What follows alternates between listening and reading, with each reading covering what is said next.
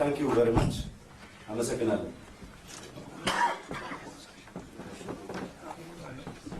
Your Excellency Dr. Workneh Gebayeu, Foreign Minister of the Federal Democratic Republic of Ethiopia, Your Excellency Rex Swine Tillerson, U.S. Secretary of State, ambassadors, ministers, all protocol observed, welcome to Addis Ababa, the political and diplomatic hub of Africa. As His Excellency Minister Tillerson said during his speech at George Mason University, Africa is part of the future. It's a continent in which 70% of its population is youth. This population, Your Excellency, is an opportunity and again a challenge. Ethiopia, as a US partner and longer in the continent, I believe this extraordinary visit will further deepen the ties of Ethiopia and the United States, one of the oldest diplomatic ties. According to our program, His Excellency Dr. Workneh and His Excellency Rex Tillerson will highlight the gist of their discussions to the media, and that will be followed by questions from media houses. Media houses, make sure that you have one question. If it is more than one, yes, the two principals will respond to one question only. I thank you very much, Excellency Dr. Workneh. Thank you very much. Thank you. Good afternoon. The House is full. Your Excellency Rex Tillerson, Secretary of State of the United States of America, we are delighted to have you here in your visit to Africa as a first stop here in Addis Ababa. The United States and Ethiopia have a century-old relationship, a relationship which time-tested, all-weather relationship. So, Your Excellency, your coming here is a testament for this strong relationship. I and Excellency Secretary discussed extensive issues. Bilaterally, we discussed about regional issues, the regional security, international issues, international politics. At the same time, how to boost our economic ties and investment between the United States of America and Ethiopia. We touched about the issue of South Sudan and Somalia, which we are working very closely together. And also, we discussed other very important security concerns that we have. And also, I explained to Excellency about our situation, the country's situation, the transition that we are in the process, and we are very thankful that the United States of America is a close friend which working with us in all aspects, especially in economic areas. So it was very cordial, candid, and very fruitful discussion. And thank you so much, Your Excellency. Thank you as well, Excellency, for the warm welcome and hospitality. And we just had a very enjoyable lunch where we were able to continue our discussion with a number of members of both of our delegations, which is always useful to gain a greater understanding of each other. I also want to welcome both the local press and the foreign media as well to this event. And we do appreciate our partnership, and particularly at such a critical time for Ethiopia. Also look forward to my meeting later today with the Prime Minister. And I'm quite excited to be in Ethiopia. This is my first visit, and certainly this was an important place to start my trip as Secretary of State to the continent, in large measure because of the more than 100-year diplomatic relationship between Ethiopia and the United States.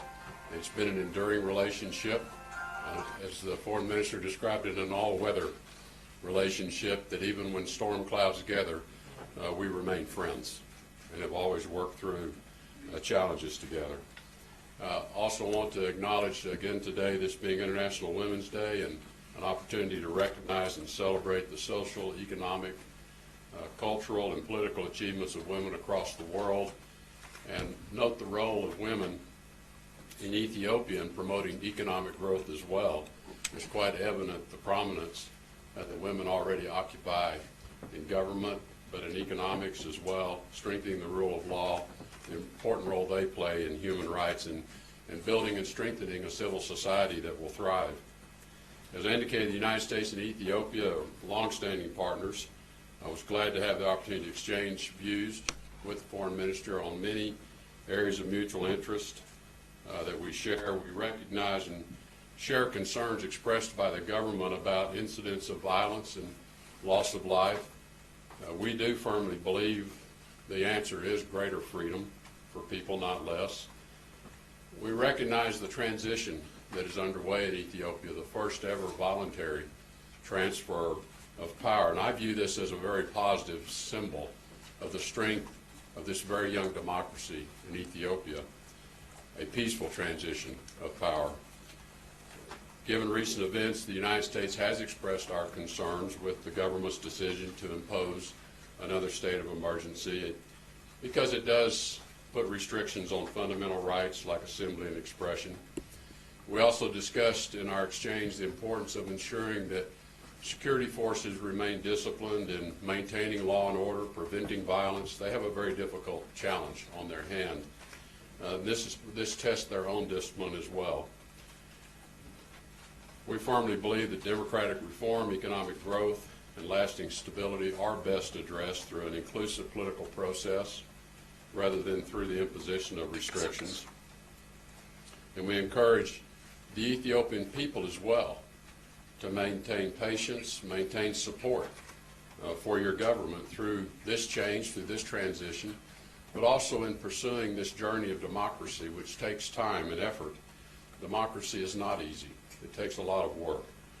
But staying with it, lasting change will come about, and do not resort to violence. Violence is simply never a solution.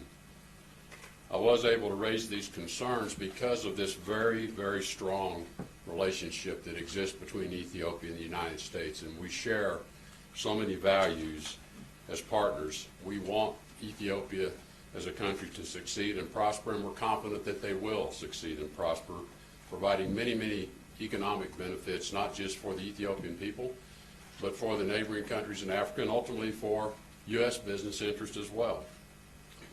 We welcome the proactive steps that have already been taken with the release of thousands of prisoners, including journalists and political leaders, and we encourage additional concrete measures to allow greater political freedom of expression. As the seat of the African Union, Ethiopia plays a critical and significant role in leadership in the region, throughout the continent and the world, and we appreciate its efforts to further our mutual goals of peace and prosperity on the continent. This is especially true of our shared security interest as the largest contributor. Ethiopia is the largest contributor to UN peacekeeping operations. They play a vital role in AMISOM in Somalia, as well as peacekeeping efforts in Sudan and South Sudan. We have shared treasure together in trying to advance the cause of peace, and we have shared blood together in this advancement of the cause of peace, and we acknowledge that. Ethiopia's influence in supporting the security of Somalia and Djibouti are particularly important at this time to keep global commerce routes open. These routes through the Red Sea affect billions of people around the world in terms of their economic stability. And we discussed the United States is eager to help Ethiopia liberalize its economy. We think it's going to bring great opportunity and attract many business interests as they continue the process of reform and liberalization, strengthen its judicial and commercial institutions, and assist in humanitarian emergencies here and throughout the region, including the almost 1 million refugees that currently reside in Ethiopia. And we need to recognize Ethiopia's generosity in hosting those refugees. The United States is a long-term friend and partner of Ethiopia. We look forward to working with you as the people of Ethiopia seek greater peace, democracy, and prosperity, all of which we know you will succeed in achieving. Thank you. Thank you so much, Excellencies. Now back to the media. Babu Yared. From EBC.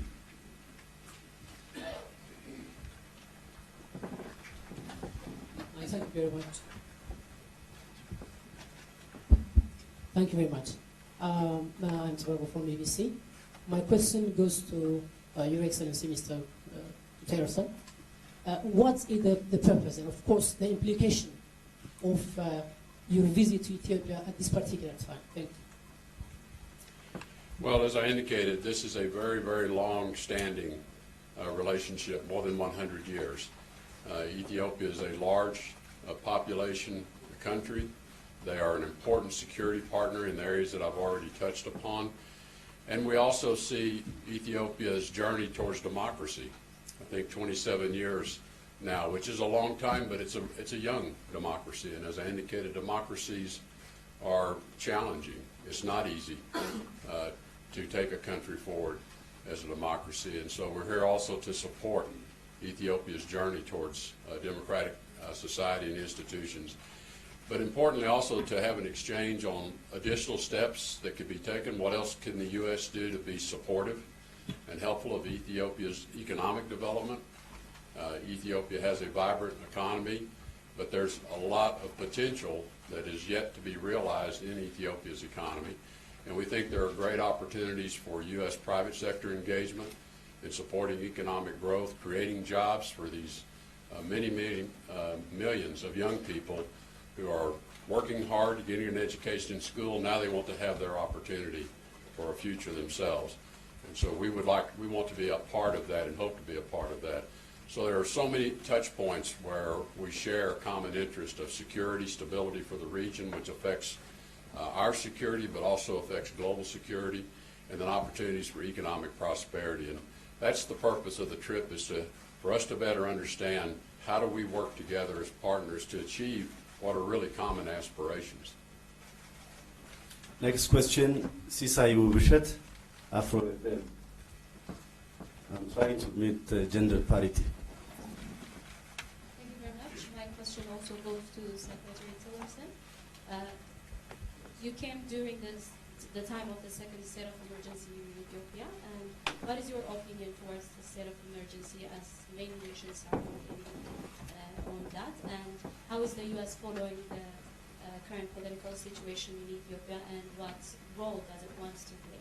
Thank you very much. Well, as I indicated, first and foremost, I want to acknowledge this voluntary transfer of power. We think that's a very powerful symbol to the strength of the democratic process here in Ethiopia. And we think it's important that the parliament, which has been elected by the Ethiopian people, decide who the next leader should be. That's the way democracy should perform. So I want to first acknowledge the very positive aspects of what is happening. I know it's challenging for the country, it creates uncertainty, and that is the hard part of democracy. But we support this peaceful transfer of power. As to the state of emergency, as I indicated, we believe ultimately giving people greater freedom gives them a greater investment in this democracy as well. And so while we appreciate the government's responsibility to maintain control and not allow violence to break out and harm innocent people as well who may become victims of violence, it is important that the country move on past the state of emergency as quickly as possible. We hope that can occur As I said, we're encouraged that a number of steps have been taken to release large numbers of people who have been detained. That's an important step. But the citizens of Ethiopia have a responsibility as well to behave in a nonviolent way.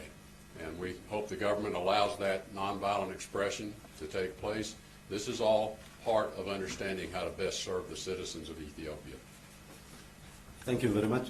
Grum Chala from CGTV, international correspondent based in Addis. Thank you very much, Grum CGT, and Mr. Minister, thank you very much, as well as Mr. Secretary. The Ethiopian Airlines over the past few years has spent about $20 billion, that's Ethiopian money, invested in the United States and the Boeing company, to be particularly straightforward. Now, when it comes to those, the money spent, 100,000 plus jobs were created in the United States. When it comes to the investments of the United States to Africa, Ethiopia particularly, we don't see much. Policy-wise, what's the next move in this country, and particularly also in the African continent, to expedite investments? And how do you view, Mr. Minister, the expectation from the Ethiopia side, the U.S. involvement in helping the country industrialize and even more trade internationally? Thank you very much. Well, we had a very robust discussion of economic opportunities and the potential economic opportunities that we see within Ethiopia. And because you mentioned the aviation connection, Ethiopia is becoming a critical hub for intercontinental traffic for people traveling from the United States, with more and more nonstop connections for Americans to travel to Addis Ababa and then make connections to other parts of the continent. I think this is going to promote a great deal of interest in Africa and in Ethiopia. You know, there are still economic reform measures that are necessary, not just in Ethiopia, but in other parts of Africa as well, to lower some of the barriers to investment, create greater certainty to outside business investors, strong rule of law, good regulatory processes. The more privatization of holdings as possible creates opportunities. But we understand this is all part of governments in transitions, economies in transitions. But that's what we encourage, is what are the areas of opportunity where we believe there will be strong interest in U.S. companies to participate. I commented on, in our discussions, what we understand soon to be completed, a Continental Free Trade Agreement.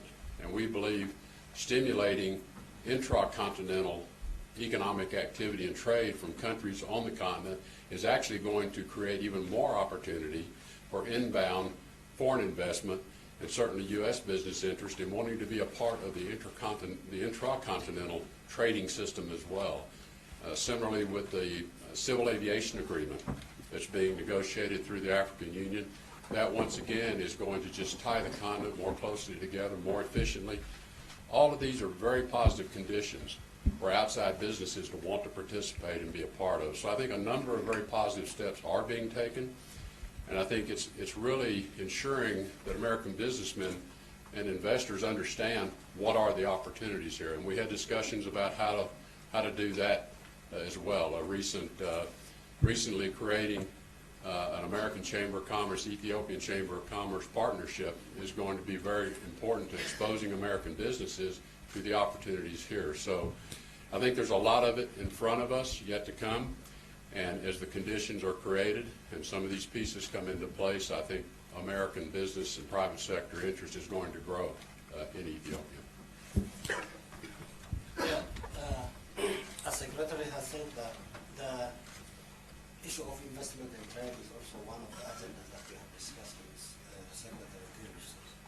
Africa is a future continent, as Secretary said, and Africa is a population who have more than 70% of youths and skilled.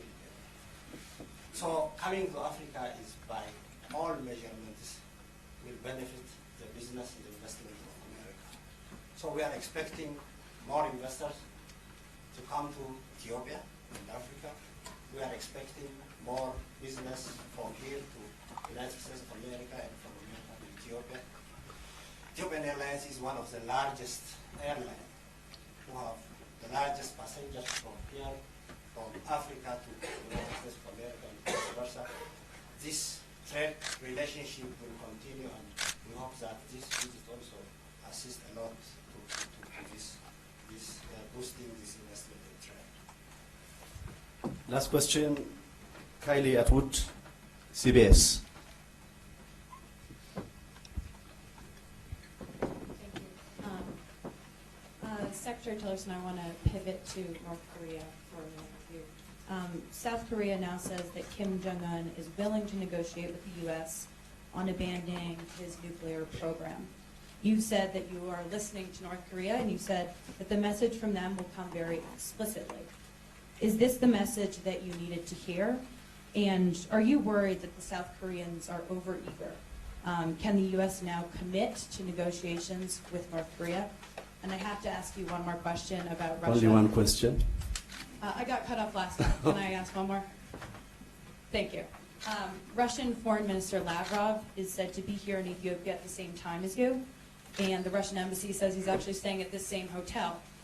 He says there have been talks of you and he meeting. Do you plan to meet with him while you're here?